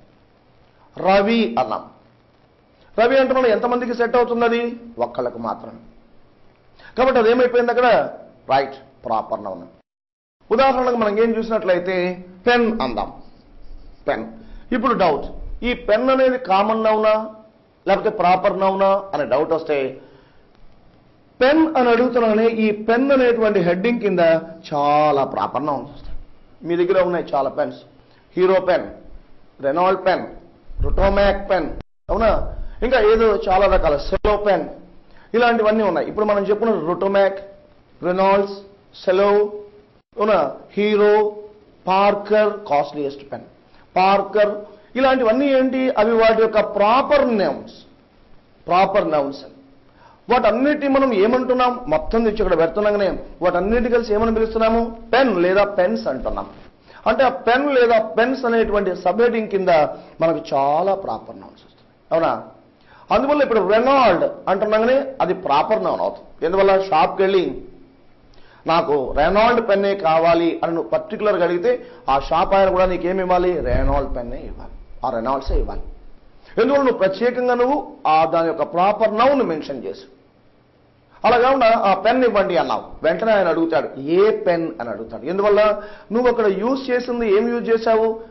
కామన్ నౌన్ యూజ్ చేశావు. అంటే కామన్ నౌన్ కింద చాలా రకాలైనటువంటి ప్రాపర్ నౌన్స్ ఉంటాయి. Okay right.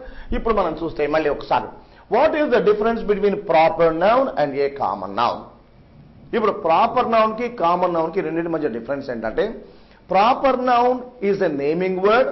It is the name of a particular person, particular place, particular thing. ఇక వేరే వాటితో సంబంధం. Next come to the second one, common noun. It is common, దాని పేరులోనే ఉంది మనకు కామన్ అనేది. అంటే ఒకే రకమైనటువంటి ప్రాపర్ నౌన్స్, దాంట్లో ఇది చేరకూడదు, దీంట్లో అది చేరకూడదు. ఒకే రకమైనటువంటి ప్రాపర్ నౌన్స్ ని మొత్తాన్ని ఒక గ్రూప్గా చేసి ఆ గ్రూప్ మొత్తాన్ని ఒక పేరుతో మనం గేని వాడితే, అంటే ఒక వర్డ్తో మనం గేని వాడితే, that is common noun. Right. ఏదన్నా తీసుకోండి, దాంట్లో గ్రూప్స్ ఉన్న అంటే ప్రాపర్ నౌన్స్ ఉన్నట్లయితే అప్పుడు అది common noun. For example book అన్నాం. ఇప్పుడు బుక్ చెప్పండి, ఈ బుక్ అనేటువంటి ప్రాపర్ నౌనా కామన్ నౌనా? ప్రాపర్ నౌన్ అవడానికి లేదు. ఎందువల్ల? షాప్కి వెళ్ళి గివ్ మీ ఏ బుక్ అని అడిగామనుకోండి, అది ప్రాపర్ నౌన్ అయితే వెంటనే దాన్ని తీసిస్తాడు. వెంటనే ఆయన అడుగుతాడు ఏ బుక్ కావాలి అంటాడు. ఎందుకని ఆ విధంగా ఏ బుక్ కావాలని అడిగాడు? ఈ బుక్ అనేటువంటి హెడ్డింగ్ కింద చాలా రకాలైనటువంటి బుక్స్ ఉంటాయి మనకి కదా. English book, Telugu book, Sanskrit book, mathematics, physics book, అలా కాకుండా note book, rough note book, ఇలాంటి చాలా చాలా ప్రాపర్ నౌన్స్. కాబట్టి వీటన్నిటి యొక్క గ్రూప్ని మనం ఏమని పిలిచాము? ఒక వర్డ్ తోటి బుక్ అన్నాం. అలాగే హౌస్, హౌస్ హౌస్ అనేది నేమ్గా ప్రాపర్ నౌన్ కాదు. ఎందువల్ల? హౌస్లో చాలా రకాలు ఉన్నాయి. ఏమేమి ఉన్నాయి? Pucca house, kutcha house, thatched house, sheet house, tile house, అవునా?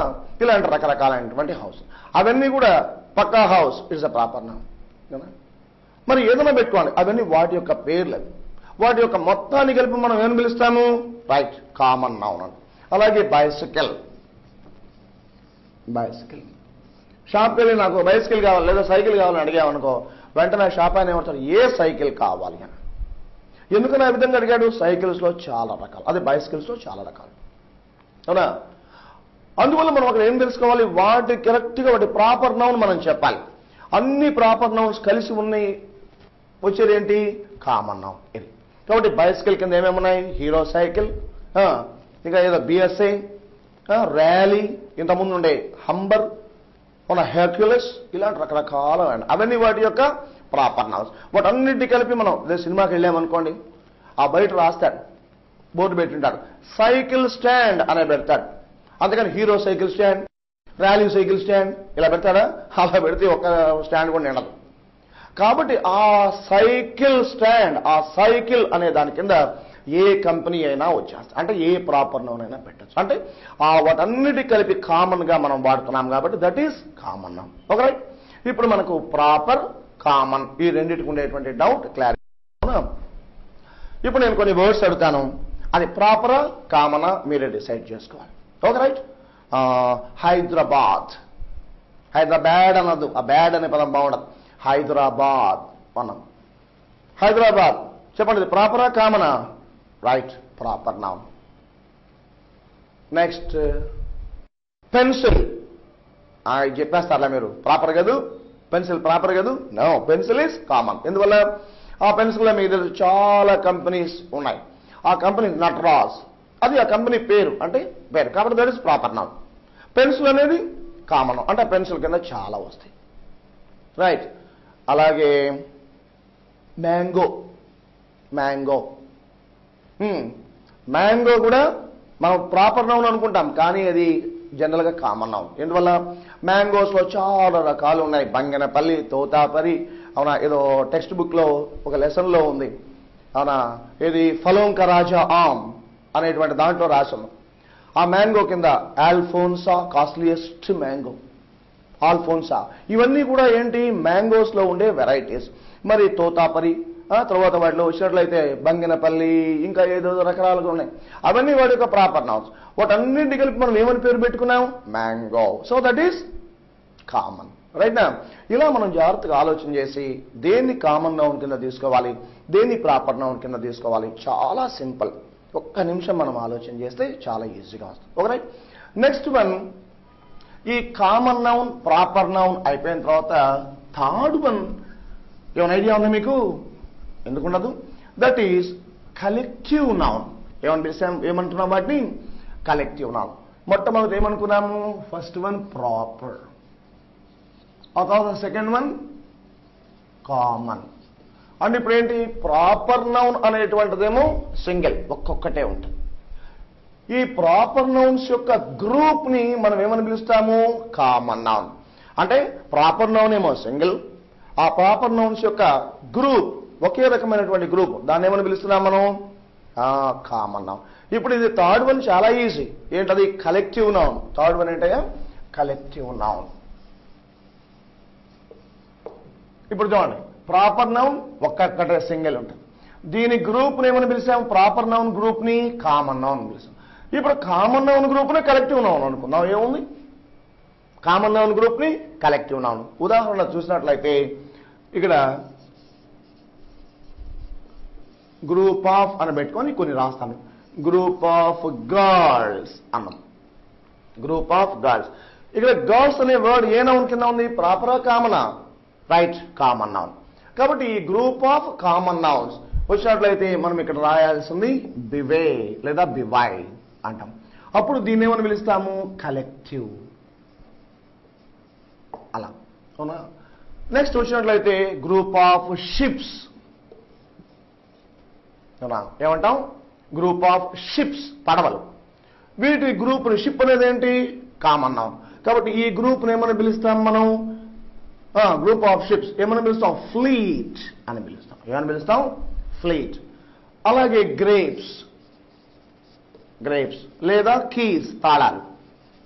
ఈ కీ లేదా గ్రేప్స్ ఇందా మనం మ్యాంగో అనుకున్నాం కదా, అలాగే గ్రేప్ అనేది కూడా ఒక దాని చాలా ఉన్నాయి. గ్రేప్స్ లో కూడా అనాబ్ షాహి అని, ఆ తర్వాత హైదరాబాద్, ఏదో సంథింగ్, నాకు వెరైటీస్ సరిగ్గా ఐడియా లేదు. ఇలాంటి రకరకాలైనటువంటి గ్రేప్స్ లో రకరకాలు ఉన్నాయి, మీకు తెలుసు అవన్నీ కూడా. కాబట్టి వాటిలో ఉండేటువంటి అనాబ్ షాహియను లేకపోతే ఇంకొకటి ఏదో, అవన్నీ వాటి యొక్క ప్రాపర్. టోటల్గా ఆ రకాలన్నింటినీ మనం ఏమని పిలవాలి? గ్రేప్స్. కాబట్టి ఇక్కడ గ్రేప్స్ అనేటువంటిది లేదా కీస్, తాళాలు, ఇవన్నీ ఏ నౌన్ కింద వస్తాయి? Common noun. కాబట్టి ఈ గ్రూప్ ని చెప్పాలంటే ఇక్కడ మనం వాడాల్సింది బంచ్. బంచ్. Okay right. అలాగే షీప్. ఈ షీప్ తెలుగులో అయితే మనకు గొర్రె, గొర్రెలు అని రెండు పదాలు ఉన్నాయి. ఇంగ్లీష్లో అది సింగులర్ అయినా ప్లూరల్ అయినా మనం వాడాల్సింది షీపే, కానీ షీప్స్ అని వాడకూడదు. ఇది ఒకటి కూడా గుర్తుపెట్టుకోండి, షీప్ అనాలే కానీ షీప్స్ అని వాడు. కాబట్టి ఈ షీప్ అనేటువంటి ఈ కామన్ నౌన్ యొక్క గ్రూప్ ని మనం ఇవ్వాలంటే ఫ్లాక్, ఫ్లాక్ ఆఫ్ షీప్. అలాగే క్యాటిల్, పశువులు. వీటి కింద చాలా అన్ని ఇవి కూడా దీని కిందకి వచ్చేస్తాయి. క్యాటిల్, పశువులు, ఇవి కూడా కామన్ నౌన్. ఈ కామన్ నౌన్ యొక్క ఈ గుంపుని మనం ఏమని పిలుస్తాము? Herd, H E R D, herd. కాబట్టి ఇక్కడ ఈ రాసినటువంటి ఈ వర్డ్స్ అన్ని, ఇది బివై, ఫ్లైట్, బంచ్, ఫ్లాక్ లాంటి చాలా ఉంటాయి. ఇవన్నీ ఏం చెప్తున్నాయి? ఇవన్నీ కూడా ఈ కామన్ నౌన్స్ యొక్క గ్రూప్ అని చెప్తున్నాయి. అంటే ఇప్పుడు బివే అన్నాం అంటే అక్కడ ఏముండాలి? ఆ బివే అనేటువంటి కలెక్టివ్ నౌన్ లో గర్ల్స్ అనేటువంటి ఒక కామన్ నౌన్ యొక్క గ్రూప్ ఉండాలి. ఒకళ్ళే ఉంటే గర్ల్, ఇద్దరు ఉంటే గర్ల్స్. దాన్ని మనం ఒక నౌన్ గా వాడాలి. కామన్ నౌన్ యొక్క గ్రూప్ ని మనం కలెక్టివ్ నౌన్, అప్పుడు మనం వాడాల్సింది బివై. అలాగే షిప్స్, వీటి యొక్క collective noun fleet. Grapes, bunch, sheep, flock, cattle, herd. ఇప్పుడు మనం ఈ వర్డ్స్ ని మనం ప్రత్యేకంగా నేర్చుకోవాల్సిందే. ఇవన్నీ నేర్చుకోవాల్సిందే. మనం నేను జస్ట్ ఒక 4 or 5 చెప్తాను. ఆ తర్వాత ఏ ఎలా ఉన్నాయి అనేటువంటిది మీరు ప్రాక్టీస్ మీద వాటిని వస్తూ ఉంటాయి. ఇప్పుడు మళ్ళీ ఒకసారి మనం ఇప్పుడు మెటీరియల్ నౌన్ అనే దానిలోకి వెళ్లే ముందు ఒక్కసారి మళ్ళీ చూద్దాం. ప్రాపర్ నౌన్ అంటే it is the name of one person, one place or one thing. అంటే అది సింగిల్. ఆ ప్రాపర్ నౌన్స్ యొక్క అంటే ఒకే రకమైన ప్రాపర్ నౌన్స్ యొక్క గుంపుని ఏమనాలి? కామన్ నౌన్ అంట. అవునా? అంటే common noun is a group of proper nouns of same type అన్నాం. నెక్స్ట్ థర్డ్ వన్ ఏమనుకున్నాము? కలెక్టివ్ నౌన్ అన్నాం. కలెక్టివ్ నౌన్ సేమ్ అలాగే. కలెక్టివ్ నౌన్ దేని గ్రూప్ అవుతుంది? పైన చెప్పిన కామన్ నౌన్స్ యొక్క గ్రూప్ ని మనం కలెక్టివ్ నౌన్స్. దీన్ని ఎలా డిఫైన్ చేస్తాము? Collective noun is a group of common nouns of same type. అంటే ఒకే రకానికి చెందినటువంటి కామన్ నౌన్స్ యొక్క గ్రూప్ ని మనం కలెక్టివ్ నౌన్ అని మనం చెప్పుకుంటాం. ఓకేనా? ఇవి ఒకదానికి లింక్. ఏం లేదు, జస్ట్ మనం ఆలోచన ఉండాలి. దీన్ని ఏమంటారు? పార్ట్స్ ఆఫ్ స్పీచ్ ఎప్పుడు కూడా ముందే చెప్పాను, గ్రామర్లో ఉండేటువంటి అన్ని టాపిక్స్లో parts of speech the most difficult. ఎందువల్ల అంటే అక్కడ జస్ట్ ఇదిగో పలాని ఇది అని చెప్పడానికి లేదు. మనం బాగా ఆలోచన చేసి ఓహో ఇది అవుతుందా ఆలోచన చేసి ఉండాలి. అందుకే ఎవరినన్నా మీరు అడిగేటప్పుడు, మాస్టర్ని ఎవరిని అడిగేటప్పుడు ఒక వర్డ్ తీసుకెళ్ళి మాస్టర్ ఇదిగో సో అండ్ సో ఇది ఏ పార్ట్ కింద వస్తుందని మీరు అడగడానికి లేదు. ఎందువల్ల పార్ట్స్ ఆఫ్ స్పీచ్ మనం కరెక్ట్గా చేయాలంటే దాని యొక్క నేచర్, ఫంక్షన్ మొదట్లో చెప్పాను మీకు అన్నమాట. దాని యొక్క నేచర్, దాని ఫంక్షన్ అంటే ఆ వర్డ్ యొక్క స్వభావం ఎలా ఉంది అంతటితో చాలు. తిరిగి మళ్ళీ దాన్ని మనం ఏం చేయాలి? సెంటెన్స్లో యూజ్ చేసినప్పుడు అది ఎలా పలుకుతుంది. ఇవి రెండు చూసిన తర్వాత మాత్రమే మనం జాగ్రత్తగా చేయాలి. కాబట్టి ఒక వర్డ్ని తీసుకొని ఏమంటే వాటర్, ఇది ఏ పార్ట్ ఆఫ్ స్పీచ్ అండి అని చెప్పడానికి లేదు. ఎందువల్ల వాటర్ అనేటువంటి దాన్ని ఒకసారి మనం నౌన్గా వాడచ్చు, ఇంకోసారి వర్బ్గా కూడా వాడుకోవచ్చు మనం. అవునా? కాబట్టి జాగ్రత్తగా గమనించుకుంటూ వాటిని ఎలా చేయాలి అనేది చేయాలంటే పార్ట్స్ ఆఫ్ స్పీచ్ కానీ మనకేని బాగా అర్థమై బాగా కమాండ్ వస్తే ఇంగ్లీష్ మన చేతుల్లో ఉన్నట్టే గుర్తుపెట్టుకోండి. పార్ట్స్ ఆఫ్ స్పీచ్ మీద కమాండ్ రావాలి. కాబట్టి ఆ వర్డ్ ఒక్కటే కాదు, ఆ వర్డ్ని తీసుకు మళ్ళీ మనం సెంటెన్స్లో అప్లై చేయాలి. నేచర్ అండ్ ఫంక్షన్ రెండింటినీ మనం చూసుకుంటూ రావాలి.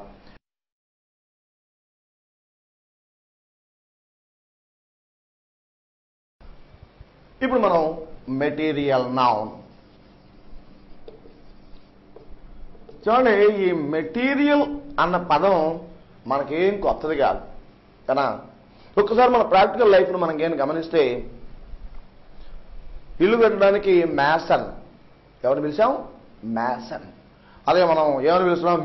మేస్త్రి అని పిలుస్తుంటాం. Correct word is mason. Mason పిలిచినప్పుడు ఒక వాల్ గోడ కట్టించాలి, ఇలా రూమ్ కట్టించుకోవాలి. అప్పుడు ఆయన ఏమంటాడంటే ఏమంటే మేము ఒక 1 hour 2 hours స్టార్ట్ చేస్తాం వర్క్, మీరు ఏం తెప్పించాలి అంటాడు? మెటీరియల్ తెప్పించండి అంటాడు. ఏమంటాడు? మెటీరియల్ తెప్పించండి అంటాడు. మెటీరియల్ తెప్పించాలి అంటే మెటీరియల్ అంటే ఆ గోడ తయారవ్వడానికో లేదా ఆ ఇల్లు కట్టడానికో కావలసినటువంటి ముడి పదార్థాలు అవి. అవునా? వాటికి కావలసినటువంటి ముడి అంటే అన్ఫినిష్డ్ కమాడిటీస్ని మనం ఏమని పిలవాలి? మెటీరియల్స్ అంటాం. అదే మనం ఇంట్లో ఏమైనా తయారు చేసినప్పుడు కూడా అంటుంటాం. అవునా? పండుగలకి అవి చేస్తుంటాం కదా. ఒక పండగకి ఏమో అరిసెలు చేస్తాం, ఇంకో దానికి కజ్జికాయలు రకరకాలు చేస్తాం. చేసేటప్పుడు ఇంట్లో అమ్మాయిని చెప్తాయి మెటీరియల్ తీసుకొని రావాలి, దానికి కావాల్సిన మెటీరియల్ అంటే ఏంటి? ఒక వస్తువు తయారు చేయడానికి కావాల్సినటువంటి ముడి పదార్థాలు. అవునా? రా మెటీరియల్ గుర్తుపెట్టుకోండి. ఏంటవి? రా అంటే ముడి పదార్థాలు. అంటే వాటిని డైరెక్ట్గా మనం వాడలేము. ఎలా వాడతాము? వాటి యొక్క ఆకారాన్ని ఏ విధంగానైనా చేంజ్ చేసి అప్పుడు వాడతాం. చేంజ్ చేయకముందు అవి ఎలా ఉంటాయి? రా అంటే ముడి పదార్థాలు లాగా ఉంటాయి. ఆ ముడి పదార్థాలన్నిటినీ మనం దేని కింద రాస్తాము? Material noun. అవునా? ఇప్పుడు దీన్ని డిఫైన్ చేద్దాం, చూద్దాం. A material noun is the name of a raw material. అంటే మెటీరియల్ సులభంగా మనం మనసులో ఉంచుకోవడానికి. ఇది ఎక్కడ ఎగ్జామినేషన్లో మీకు డెఫినేషన్స్ రాయండి, అవునా? అది ఎక్కడ అడగరు మీకు, ఎక్కడా లేదు. జస్ట్ రా మెటీరియల్ అంటే ఏంటి అంటే వెంటనే మనం పార్ట్స్ ఆఫ్ స్పీచ్ ఆలోచన చేయాలి. డెఫినేషన్ ఏం బై హార్ట్ చేయకూడదు, అర్థం చేసుకోవాలి. రా మెటీరియల్ అంటున్నాగానే ఓ రైట్, ఈ వస్తువు మనం వాడాలి అంటే దాని షేపును మారిస్తే గానీ వాడలేము. ఒక్క చిన్న ఎగ్జాంపుల్ చెప్తాను. రైస్, బియ్యాన్ని ఎవరమైనా కూడా నేరుగా తింటామా? తినం. అనా ఎవరు తింటారా ఏంటి? దాన్ని ఏం చేయాలి మనం? చక్కగా అంటే డైరెక్ట్ నోట్లో పోసుకొని ఒక గ్లాస్ నీళ్లు తాగి ఎవడు స్టవ్ మీద కూర్చోడు పోయి ఏమన్నా చేస్తారా? వద్దు, అట్లా ప్రయోగాలు ఏం చేయబాకండి. మరి అప్పుడు ఏం చేయాలి? ఆ రైస్ను తీసుకొని దానికి వాటర్ యాడ్ చేసి దాన్ని ఫుడ్గా మనం తయారు చేసుకొని అప్పుడు తింటాం. అంటే మనం వినియోగానికి అంటే కన్జ్యూమ్ చేయాలి అని అంటే ఆ పదార్థం ఏమవ్వాలి? దాని షేప్ మారిపోవాలి. అవునా? అలాంటి వాటిని ఆ పదార్థం తయారు కాక ముందు ఎలా ఉన్నాయో వాటిని మనం ఏమని పిలుస్తాం? రా, ముడి. అందుకే వాటన్నిటిని రా మెటీరియల్స్. For example gold. కర్ణాటకలో వెళ్ళినట్లయితే కులార్ గోల్డ్ ఫీల్డ్స్ అని ఉన్నాయి. అక్కడికి వెళ్తూనే ఈ గోల్డ్ అంతా మట్టి రూపంలో ఉంటుంది. ఆ తర్వాత దాన్ని తీసుకొని వాళ్ళంతా రిఫైన్ ఏదో చేసేసిన తర్వాత ఒక చిన్న బిస్కెట్స్ రూపంలో అది గోల్డ్, అది రా అంటే ముడి. ఎవరైనా గోల్డ్ బిస్కెట్స్కి దారం వేసుకొని మెళ్ళ వేసుకుంటారా? అవునా? ఇవి కూడా వేసుకొని మూర్ఛలోకి బెళ్ళల్లే ఉంటుంది అది వేసుకుంటే. అవునా? ఎవరు చెవులకి యావలు తీసుకోరు. ఏం చేస్తారు? ఆ గోల్డ్ని మళ్ళీ మెల్ట్ చేసి దాన్ని చక్కగా ఆర్నమెంట్స్ రూపంలో తయారు చేసుకుంటాం. అప్పుడు ఆర్నమెంట్ను మళ్ళీ మనం వాడతాం.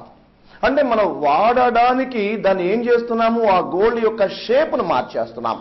అవునా? దానిలో కొంత కాపర్ ఏదో వస్తుందో కలిపి దాని షేప్ను మారుస్తాం. షేప్ మార్చక ముందు ఉన్నదాన్ని ఏమని పిలుస్తున్నాం మనం? ముడి పదార్థము అంటే రా మెటీరియల్ అని. ఆ షేప్ను ఏదైతే మనం ఏ పదార్థాన్ని అయితే డైరెక్ట్గా మనం వాడమో కన్జ్యూమ్ చేయమో, ఏదైతే చేసిన తర్వాత వాడతామో ఆ చేయక ముందు ఉన్నటువంటి దాన్ని మనం ఏమని పిలుస్తాము?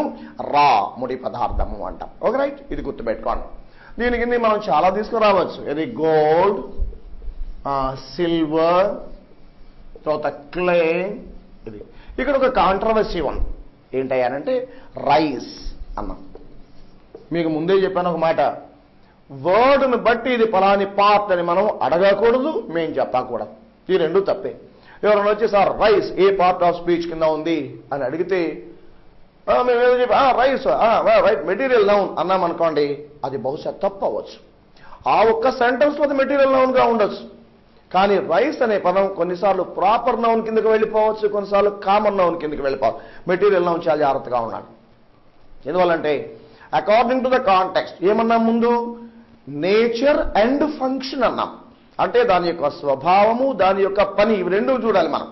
అలాగే సార్ రైస్ ఇది ఏ నౌన్ కిందకి వస్తుందంటే పెద్ద స్టైల్గా ఇది so and so material noun అన్నామనుకోండి, తప్పు. ఆ రైస్ అనే వర్డ్ను తీసుకెళ్లి సెంటెన్స్లో వాడాలి. అంటే దాని ఫంక్షన్ కూడా చూడాలి. ఉదాహరణలో చూద్దాం. ఒక ఫార్మర్ ఆయన పొలంలో ఏం పండిస్తున్నాడు? రైస్, బాస్మతి రైస్ పండిస్తున్నాడు. He gross basmati rice in his field అన్నాం.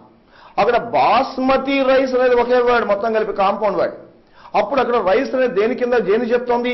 బాస్మతి అనే ఒక దాని గురించి. అవునా? కాబట్టి అక్కడ ఏమైపోయింది? ఆ basmati rice is a proper. మరి ఇంకో సందర్భంలో వెళ్ళాం. Yes, mister Rajasekhar is rice dealer. He deals different varieties, different kinds of rice అన్నాం. అప్పుడు అతను షాప్లోకి వెళ్తే పైన ఏమి రాసి ఉంటాడు? చక్కగా ఒక బోర్డు పెట్టి రైస్ అవునా అని హెడ్డింగ్ పెట్టుకొని దాని కింద number 1 so and so, number 2 so and so, number 3 so and so, number 4 so and so, ఇలా ఏదో రాస్తారు. అంటే బాస్మతి, బీపీటీలు, ఐదో నెంబర్, సోనా మసూరి ఇలాంటి ఏదో రాస్తారు. అంటే ఇవన్నీ కూడా ప్రాపర్ నౌన్స్. మరి ప్రాపర్ నౌన్స్ యొక్క గుంపుని దీన్ని ఏమనాలి ఇప్పుడు మనం? రైట్, గుడ్, కామన్ నౌన్ అంటే. అంటే రెండవ కాంటెక్స్ట్ లో రైస్ అనే వర్డ్ ఏమైపోయింది? కామన్ నౌన్ గా మారిపోయింది. ఇక నెక్స్ట్ వన్ చూడండి. Rice is used in preparation of food. Rice is used in hotels in the preparation of palav అన్నాం. అంటే పలావ్ తయారు చేయడం అంటే మనం ఫైనల్ ప్రోడక్ట్ ఏంటి? ఎండ్ ప్రోడక్ట్ ఏంటి? పలావ్. దాన్ని తయారు చేయడంలో వాడేటువంటి ఒక పదార్థము రైస్. ఇక్కడ మళ్ళీ రైస్ ఏమైపోయింది? అక్కడ ఒక ముడి పదార్థంగా వాడుకున్నాం. కాబట్టి అక్కడ ఏమైపోయింది? అది రైట్ మెటీరియల్ నౌన్. కాబట్టి మెటీరియల్ నౌన్ వచ్చినప్పుడు కొంచెం జాగ్రత్తగా ఉంది. ఎందువల్ల అవి కొన్నిసార్లు ప్రాపర్ నౌన్గా అయిపోవచ్చు, లేకపోతే కామన్ నౌన్గా అయిపోవచ్చు, మెటీరియల్ నౌన్గా కూడా ఉండొచ్చు. Okay, right. కాబట్టి ఈ విధంగా మనం ఇక్కడ ఒక చిన్న మాట చెప్పేసి we pass on to the next stage. Next స్టేజ్లోకి వెళ్ళడం ఏంటంటే, don't use any article a and the don't use any article before material nouns. Material nouns ముందు ఎటువంటి ఆర్టికల్ వాడకూడదు. అయితే కొన్ని సందర్భాల్లో ప్రత్యేకించి మనం ఒక మెటీరియల్ గురించి చెప్పేటప్పుడు మళ్ళీ వాడచ్చు. అర్థమవునా? The gold which is used in preparation of so and so అని మనం ప్రత్యేకంగా దాని గురించి చెప్పినప్పుడు చెప్పొచ్చు. అలా కాకుండా the gold is a precious metal అన్న దగ్గర మళ్ళీ వాడకూడదు. ఎందువల్ల గోల్డ్ అనేది అక్కడ మనకు మళ్ళీ మెటీరియల్ నౌన్. కాబట్టి గుర్తుంచుకోండి, మెటీరియల్ నౌన్ వచ్చినప్పుడు దాని ముందు ఎటువంటి ఆర్టికల్ మనం వాడకూడదు. ఇవి ఈ నౌన్స్ లో ఉండేటువంటి ప్రాపర్. మళ్ళీ ఒకసారి ప్రాపర్, ఇది ఒక్కొక్కళ్ళకి సంబంధం, లేదా ఒక వస్తువు, ఒక ప్రదేశము, ఒక ఆ ప్రాపర్ నౌన్స్. అలాంటి వాటి యొక్క గుంపును ఏమని పిలుస్తాం మనం? గ్రూప్ ని కామన్ నౌన్. కామన్ నౌన్స్ యొక్క గ్రూప్ ని ఏమని పిలుస్తాము? Collective noun. Okay right. ఇవి ఫోర్త్ వన్ మెటీరియల్ నౌన్. ఇది డిఫరెంట్. ఈ మూడితో సెట్ అవుట్, ఇది డిఫరెంట్. అవునా? కాబట్టి మెటీరియల్ నౌన్ కిందకి ఏమేమి తీసుకొస్తాము? ముడి పదార్థాలు, రా మెటీరియల్. అంటే ఒక వస్తువు తయారు కావడానికి ఏదైతే మనం వాడతామో దాన్ని మనం మెటీరియల్ నౌన్ కింద తీసుకున్నాం. రైట్. మెటీరియల్ నౌన్ కొంచెం జాగ్రత్తగా ఉండండి. ఎందువల్లంటే కొన్ని సందర్భాల్లో మెటీరియల్ నౌన్ ప్రాపర్ నౌన్ అవ్వచ్చు, కొన్నిసార్లు అవి కామన్ నౌన్ కిందకి రావచ్చు. Okay right. ఇవి ఒకసారి మీరు మనసులో జాగ్రత్తగా అనుకుంటే మనం నెక్స్ట్ థర్డ్ వన్ ఏంటి చెప్పండి? నౌన్ తర్వాత దేనికి వెళ్ళాలి? ప్రొనౌన్. వాటిలోకి మనం వెళ్ళిపోదాం. Okay right. Parts of speech లో మొదటిది నౌన్. నౌన్ గురించి మనం డీటెయిల్డ్ గా తెలుసుకున్న తర్వాత సెకండ్ వన్, రెండోది ప్రొనౌన్ అని పిలుస్తాం. ఇక్కడ మనం ఆ వర్డ్ని మనం అనలైజ్ చేస్తేనే మనకు దాదాపు దాని విషయం తెలిసిపోదు. ఇప్పుడు ఇక్కడ ఏం రాసింది? ప్రో అని రాసింది. ప్రో అంటేనే అర్థం ఏంటంటే ఇన్స్టెడ్ ఆఫ్. ఇన్స్టెడ్ ఆఫ్ అంటే అర్థం బదులుగా. ఇన్స్టెడ్ ఆఫ్ అంటే బదులుగా. ప్రో అంటే ఇన్స్టెడ్ ఆఫ్ అంటే టెంపరరీ. అది కరెక్ట్గా చెప్పాలంటే టెంపరరీ, తాత్కాలికంగా. Instead of. ప్రో అంటే దేనికి బదులుగా, దేనికి తాత్కాలికంగా వాడుతున్నాం? ఇక్కడే రాశాం ప్రో నౌన్. అది అంటే వర్డ్ని మనం మనసులో గుర్తుపెట్టుకుంటే సరిపోతుంది. ప్రో అంటే ఇన్స్టెడ్ ఆఫ్ అంటే టెంపరరీ కూడా వాడుకోవచ్చు. దేని బదులుగా, దేనికి టెంపరరీగా వాడుతున్నాము? వెరీ గుడ్, నౌన్కి వాడుతున్నాం. అందుకే టోటల్గా ఈ వర్డ్ని ఏమని పిలిచాం మనం? ప్రొనౌన్. మీరు మాట్లాడేటప్పుడు మళ్ళీ ప్రో నౌన్ అనొద్దు, మామూలు మాట్లాడేటప్పుడు ప్రొనౌన్ అనండి. దాని మీనింగ్ అర్థం చేసుకునేటప్పుడు మాత్రం ప్రో నౌన్. అంటే దీన్ని ఎలా డిఫైన్ చేసుకోవాలి? డెఫినేషన్స్ చాలా జాగ్రత్తగా మనసులో ఉంచుకోవాలి. ఎందువల్ల డెఫినేషన్ ఉంటేనే we can easily understand the word or words. ఇప్పుడు ఇలా ఎలా చెప్పొచ్చు అంటే చూడండి, a pronoun is a word used instead of a noun. ఇక్కడ వాడేసాం instead of a noun అంటే నౌన్కు బదులుగా లేదా టెంపరరీ, తాత్కాలికంగా. ఆ నౌన్ స్థానంలో మనం ఇంకేదో అంటే ముందు నౌన్ వాడాలి. వాడిన తర్వాత దాని స్థానంలో దాని బదులు లేదా టెంపరరీగా మనం వేరే వర్డ్ను ఏదన్నా వాడితే దాన్ని మనం ప్రొనౌన్ లేదా ప్రొనౌన్ అని మనం చెప్పుకుంటాం. ప్రొనౌన్. మీరు ఏదన్నా తీసుకోండి, ఏ నేమ్ అన్నా తీసుకోండి, ఆ నేమ్కు బదులుగా మీరు వేరే వర్డ్ ఏదన్నా వాడండి, దాన్ని ఏమని పిలవచ్చు? మనం ప్రొనౌన్ అని పిలవచ్చు. ఉదాహరణకు రాజా. రాజాకు బదులు మనం ఏం వాడచ్చు? హీ. రాణి అన్నాం, ఆడపిల్ల, కాబట్టి ఏం వాడచ్చు? షీ. బుక్. బుక్ కాబట్టి ఏం వాడచ్చు? ఇట్. Books they. కాబట్టి ఇవన్నీ కూడా మనం దేని బదులు వాడుతున్నాము? నౌన్స్కు బదులు వాడుతున్నాం. కాబట్టి వీటిని మనం ఏమని పిలవాలి? ప్రొనౌన్స్ అని పిలవాలి. ఈ ప్రొనౌన్స్ మనం చూస్తే చూడండి, ఐ, రెండవది మీ. అంటే ఇది సబ్జెక్ట్ షేప్, ఇది ఆబ్జెక్ట్ అని మనం రాయొచ్చు. అలాగే వి, అస్. నెక్స్ట్ యూ, నెక్స్ట్ అది కూడా you. He, him. She, her. It, it. They, them. ఇక్కడ నేను 3గా డివైడ్ చేశాను. వీటిని ఏమంటా అంటే ఫస్ట్ పర్సనల్ ప్రొనౌన్స్, ఇది సెకండ్ పర్సన్, ఈ మొత్తం కలిపి థర్డ్ పర్సన్. ఇవి ఇక్కడ ఇవే కాకుండా మనం ఇంకా చూస్తే దీని తర్వాత మై సెల్ఫ్ అనే ఇంకోటి, తర్వాత అవర్ సెల్వ్స్, తర్వాత యువర్ సెల్ఫ్, హిమ్సెల్ఫ్. జాగ్రత్త మీరు అంటూ ఉండండి. Her self, it self, themselves. ఇలా సెల్ఫ్ అనొచ్చు. వస్తే వీటిని మనం ఎలా చెప్పుకోవచ్చు అంటే వీటిని ఇది సబ్జెక్ట్ షేప్, ఇది ఆబ్జెక్ట్ షేప్ అన్నట్టుగానే వీటిని రిఫ్లెక్సివ్ ప్రొనౌన్స్ అని మనం చెప్తాం. ఏమంటాం దీన్ని? Reflexive pronounce. ఇవి అవసరమైన దగ్గర మళ్ళీ చెప్పాలి. చివరిలో సెల్ఫ్ అని వచ్చింది అనుకోండి, ఇప్పుడు ఇక్కడే రాసుకున్నాం మనం సెల్ఫ్. ఈ సెల్ఫ్ అని చివరిలో వచ్చినట్లయితే ఇక్కడ గమనించండి, కొన్నిటికేమో సెల్ఫ్ అంటున్నాం, కొన్నిటికేమో సెల్వ్స్ అంటున్నాం. ఇక్కడ వీ దగ్గరకు వచ్చేప్పటికి ఏమన్నాం? SELVES, selves. ఇక్కడికి వచ్చేప్పటికి మళ్ళీ చూడండి, ఇది ఇక్కడ సెల్వ్స్. ఇవన్నీ సెల్ఫ్ సెల్ఫ్. అది కూడా కొంచెం రెండింటికి మాత్రం SELVES రాస్తాము, మిగిలిన వాటికి SELF రాస్తాం. ఆ డిఫరెన్స్ మీరు జాగ్రత్తగా గమనించుకుంటారండి. వీటిని ఏమని పిలిచాము? రిఫ్లెక్సివ్ ప్రొనౌన్స్ అని పిలిచాం. ఇట్లే మనం చూసినట్లయితే ఇంకా కొన్ని వర్డ్స్ ఉన్నాయి. ఇవి కాకుండా ఇంకొన్ని వర్డ్స్, ఏ వర్డ్ ఉన్నా కానివ్వండి, ఒక నౌన్ స్థానంలో అంటే నౌన్కు బదులుగా టెంపరరీగా లేదా నౌన్కు బదులుగా టెంపరరీ ఆర్ ఇన్స్టెడ్ ఆఫ్ మనం ఏ వర్డ్ వాడినా దాన్ని మనం ఏమని పిలవచ్చు? ప్రొనౌన్ అని పిలవచ్చు. కొన్ని సందర్భాల్లో దిస్ లేదా దాట్, ఇవి కూడా ప్రొనౌన్స్గా వచ్చేటువంటి అవకాశం ఉంది. దాని గురించి వాదోపాదాలు అవసరం లేదు మనకు. అసలు అదే ప్రొనౌన్ అవుతుందా, అది నౌనా, ఇంకా ఏమైనా అసలు మనకు డిబేట్ కాంట్రవర్సీ అవసరం లేదు. ఒక నౌన్ బదులుగా మీరు అక్కడ XYZ మీరు ఏదన్నా వాడండి, అది ప్రొనౌన్. ఇప్పుడు మ్యాంగోస్ బదులుగా మ్యాథమెటిక్స్లో ఏం వాడతారు? మ్యాంగోస్ను X అనుకోండి అంటారు. ఆ మ్యాంగోస్ ముందు రాస్తాం మ్యాంగోస్, ఆ తర్వాత మళ్ళీ వాటికి XY అనేటువంటివి మనం ఇచ్చినప్పుడు వాటి ప్లేస్లో మనం ఈ రాస్తున్నాం కాబట్టి ఈ XYలు కూడా మనం ప్రొనౌన్ మ్యాంగో అనే నౌన్కి బదులుగా మనం వాడుతూ ఉన్నాం. అసలు దాని గురించి డిబేట్ కాంట్రవర్సీ మనకేం అవసరం లేదు. నౌన్ ప్లేస్లో వాటి కాకుండా మిగతా ఏవి వాడినా అవి ప్రొనౌన్.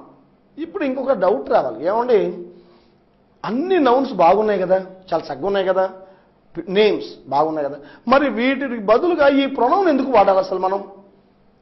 ఇప్పుడు చూసాం, రమ్య పేరు బాగుంది, సుమన్ పేరు బాగుంది, రాజేష్ పేరు బాగుంది, గుంటూరు బాగుంది. మరి వీటి ప్లేస్లో మనం ఎందుకు వేరే పదాలు వాడాలంటే ఏం లేదమ్మా, there is a formality in our language. మన ఇంగ్లీష్లో ఒక ఫార్మాలిటీ ఏంటంటే we should not repeat A word unnecessarily. గుర్తుపెట్టుకోండి, ఇది formality, not rule. We should not repeat a word unnecessarily, especially nouns. ఏమి రిపీట్ చేస్తే ఏమవుతుందని మీరు వెంటనే మీ మనసులో డౌట్ రైజ్ అవుతుంది. నేను వాడనండి, ప్రొనౌన్స్ వాడను, అన్ని నౌన్సే వాడతాను, ఏమవుతుంది అంటే ఏముండదు. వినేవాడికి తల వాసిపోతుంది, అవునా? చెప్పేవాడికి విసుగు పుడుతుంది. అదేమి ఇన్ఫర్మేషన్ మీరు రాయమన్నారు అనుకోండి, రాయుడు పెన్ కింద పడి వెళ్ళిపోతారు. ఇప్పుడు నేను చెప్తున్నాను చూడండి, మిమ్మల్ని నేను జవహర్లాల్ నెహ్రూ మీద, పండిట్ జవహర్లాల్ నెహ్రూ మీద మిమ్మల్ని ఒక చిన్న పారాగ్రాఫ్ రాయమన్నాను. మీకేం చెప్పాను?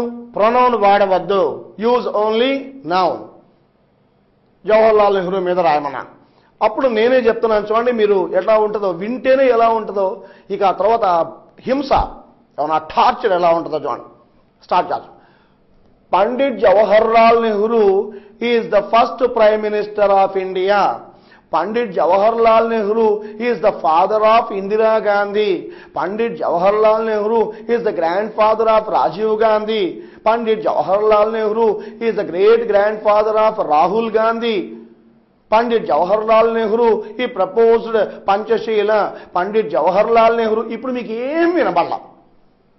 ఇప్పుడు నేను ఇవన్నీ చెప్పిన తర్వాత టోటల్గా మీకు ఏం చెప్పానయ్యా అంటే మీరు మొత్తం కలిపి ఒకే మాట ఏం చెప్పలేదండి, పండిట్ జవహర్లాల్ నెహ్రూ అని మాత్రమే చెప్పాను. వినడానికి ఎంత భయంకరంగా ఉంటుందో, రాస్తే మీకు ఏమి కనపడలా. పేజీలో లైన్ మొత్తంలో Pandit Jawaharlal Nehru first prime minister of India, అదంతే. అంటే ఇవి ఏం చేస్తున్నాయి, లైన్ మొత్తాన్ని, ఆ పారాగ్రాఫ్ మొత్తాన్ని డామినేట్ చేస్తుంది ఈ నౌన్ వచ్చి. అందువల్ల అంత పెద్ద నౌన్ బదులుగా మనం ఒకసారి వాడాలి. ఫస్ట్ టైం వాడిన తర్వాత దాని ప్లేస్లో టెంపరీగా దానికి బదులుగా మనం first time Pandit Jawaharlal Nehru is the first prime minister of India, right. He proposed Panchsheel, he is the father of Indira Gandhi. అవునా, ఇట్లా మనం అన్నిటికీ హీ అని పెట్టుకుంటే చూడండి ఎంత సాఫ్ట్గా, ఎంత స్టైలిష్గా ఉందని. To avoid this monotony or repetition, we use pronouns instead of nouns. అంతే మినహా దీనికి పెద్ద విషయంగా మనం ఏం చెప్పుకోవాలి, మొనోటనీ ఉండకూడదు, విసుగు రాకూడదు, అలా ఉండడం కోసమే రాస్తాం. ఇప్పుడు ఈ ప్రొనౌన్స్ అనే వాటి గురించినటువంటి వివరం మనకు తెలిసిపోయింది. నెక్స్ట్ ఇప్పుడు మనం థర్డ్ పార్ట్, మూడవ భాగమైనటువంటి యాడ్జెక్టివ్ అనే దాంట్లోకి వెళ్దాం ఇప్పుడు. Right, third one adjective.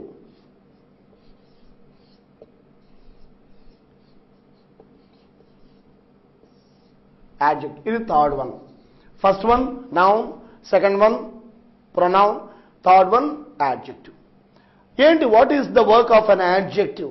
Adjective ఏం చేస్తుంది, దీని డెఫినేషన్ ఏంటి అంటే, an adjective is a word